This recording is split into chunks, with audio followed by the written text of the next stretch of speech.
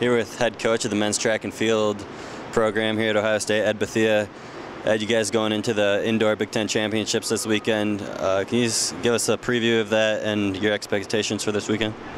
You know, we just finished our team meeting talking about the conference championship.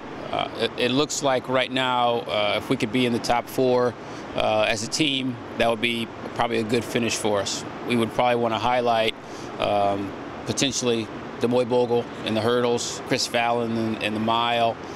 We think our 4x4 can be pretty competitive. We could do well in the long jump. We could do well in the pole vault. Our multi-event guys are really showing signs of being ready for the weekend. But across the board, it seems like the guys are rounding themselves into shape for the championship season. So I feel really pretty good about where we are going to it as a team for the guys that we lost last year and for the guys we add this year and for having, you know, what would be considered a pretty young team. Big Ten championships being held at the SPIRE Institute this year in Geneva, Ohio. Can you just talk about that facility, what it's like, and then also preview some of your competition this weekend, some of the stronger teams heading into the weekend? Yeah, so the conference went to last year combining both genders. So we needed a facility that was going to be able to host 22 teams. So they went with the SPIRE to try out. Last weekend, the Big East hosted their conference championship on the SPIRE track as well. So it's a 300-meter track up north of Cleveland. It's a very nice facility. It is just in a bit of nowhere. You drive up past Cleveland and you keep driving, and then you realize you're at the SPIRE Institute.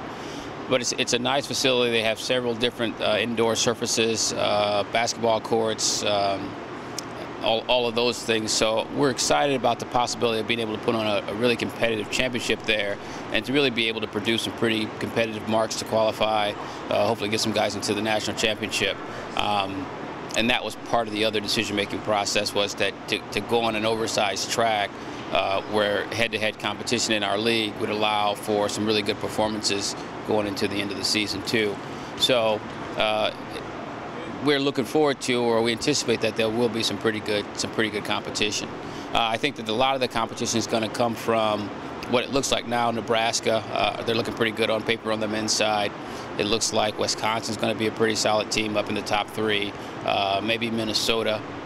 Penn State's really strong in the middle distance and distance area and some field events.